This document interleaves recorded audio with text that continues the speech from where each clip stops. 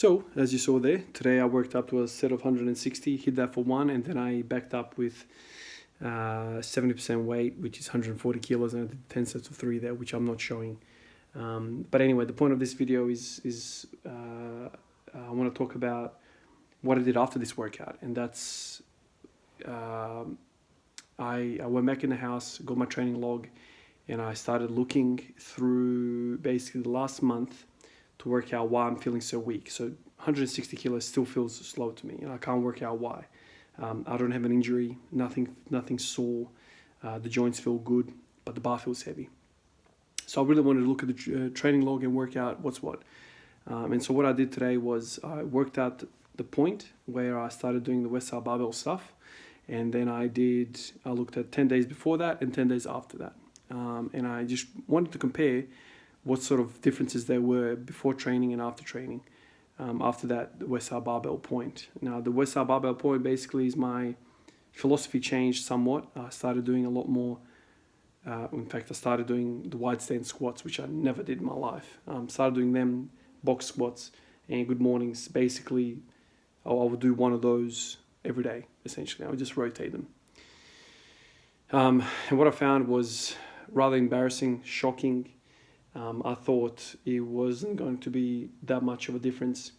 But essentially what I did was I tallied up all of the tonnage that I was doing every day. And I compared what it looked like before Westside Barbell and then during Westside Barbell. I was averaging around 3 ton before I started implementing the Westside Barbell stuff. I was averaging 3 ton worth of work. So I'm including warm-ups here, I'm including everything. So my training log, I keep a tally of everything. So for instance, this is how one day would be. I would write bar for 20, 60 kilos for 10 kilos, for 10 reps. Then I go to 100 kilos for 10 reps as well, 140 for one, and then I usually do 170 kilos for 2 sets of 5 or 3 sets of 5, whatever the case might be for the day. So that's just a general line in the data set before the Westside Barbell point. So that's what I was doing. And then overnight, I started implementing the Westside Barbell stuff, like I mentioned, the good mornings, the box squats, and the wide stand squats. And so it's embarrassing to me because I should have known better. I've made these mistakes before. But what I did essentially is I would keep that line same, still put in my usual squat routine, and then tag, the Westside Barbell training stuff at the end of it. And so what that really looked like was I'm doubling the workload. I didn't taper off. I didn't deload my normal squatting routine. I just added on the Westside Barbell stuff. And so I'm doing double the workload. So before I was doing 3 ton, and then during the Westside Barbell, after the Westside Barbell point, I've been averaging 8 tons. 8 ton of work is a lot of work, especially if you haven't, slowly kind of worked up to it. If you're just going from 3 ton to 8 ton overnight, you're going to be feeling it. Now, in my case, strangely enough, I've been feeling well. Like nothing's been hurting. The joints are not inflamed. Like I squat quite well. It's just I feel really, really weak. I feel weak. My sticking points are doubly bad. And so I haven't had, the confidence to get under anything heavier. And it's only until today that I kind of thought to myself, okay, I've got some time today. Let me look into what's happening. Why am I feeling so weak? Like I can't explain it any other way. And then I looked at the numbers and I was like, my God, man, what an idiot. Why did I do this? But anyway, I'm still confident that all of that effort in the last 10 days wasn't in vain. I can still kind of do a bit of a deloading week and hopefully, dissipate some of that kind of residual fatigue, recover, fully, and then get back to it and get back to where I was. I've learned a couple of things with Westside Barbell, so I'm quite happy that I did all of this. It was basically an experimentation period for me. I really wanted to test some of these ideas, and I pushed harder than I thought I was going to push. But anyway, the moral of the story is that for your own training, keep a training log, keep it as detailed as possible. My training log kind of entries have evolved over the years. Initially, I was just writing in the working sets. And then, I started writing in the warm-up sets. And sometimes, I don't do this all the time, but I actually write in how I feel, like a subjective note.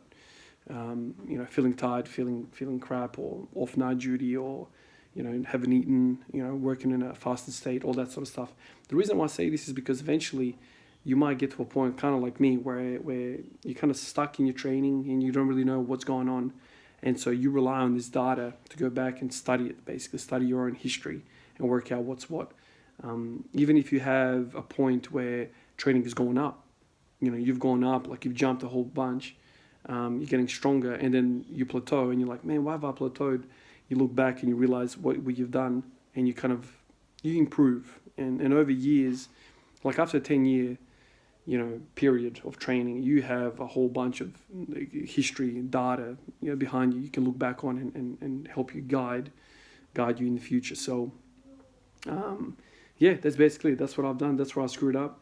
So in the next week or so, you're going to expect me, you should expect me kind of doing a lot less. I know some of my videos are more talky, kind of like this, and not really just training logs, video or vlogs of me training. So it's hard for you guys to follow. But basically, that's what's happened. I've doubled the workload and I'm doubly weak.